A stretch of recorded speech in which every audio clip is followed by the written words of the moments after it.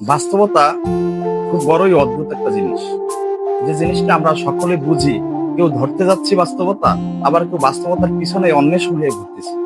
কিন্তু আমরা কেউ কিন্তু বাস্তবতার সঙ্গেই আমরা মিলতেছি না। বাস্তব জিনিসটা যদি আমরা ঠিক মতো নিজেরা বুঝতে পারতাম, তাহলে হয়তো আমরা আজকের আমাদের প্রতিষ্ঠিত জায়গায় আমরা পৌঁছতে পারতাম। একটা জিনিস মনে করে দেখেন, যে ছোটবেলা থেকে কিন্তু আমরা আমাদের জীবনটাকে চলচ্চিত্রের সঙ্গে মিলিয়ে ফেলছি। চলচ্চিত্রে সেই শাবানা আপুকে দেখেছি, সে কষ্ট করে টেইলারিং মেশিন চালাইয়া সে 3 ভাই বোনকে বড় করেছে।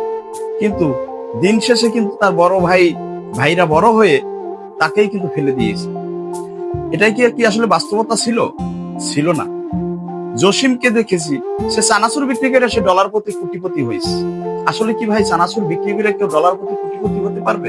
কোনোদিনও পারবে না। যদি তার বর্তমান বিষয় সম্পর্কে টেকনোলজি ব্রেন না খাটিয়ে সে বাস্তবতার সঙ্গে যুদ্ধ না করে, তাহলে সে কখনোই সফলতা অর্জন করতে পারবে না। এটা আমি দৃঢ় বিশ্বাস করি। সবাই করবে কিনা ভাই, অ্যাকচুয়ালি এটা আমার জানা নাই।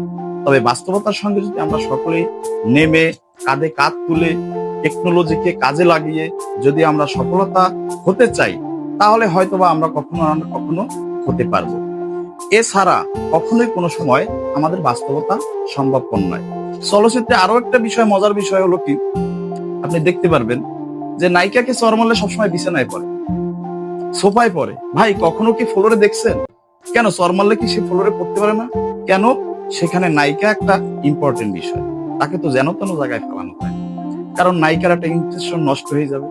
নায়ককে যদি আমরা দেখি, 10 জনের সঙ্গে সে একাই লড়াকু সৈনিক, সে পরাস্ত হবে না, কারণ আমরা দর্শক ধারে কষ্ট পাবো।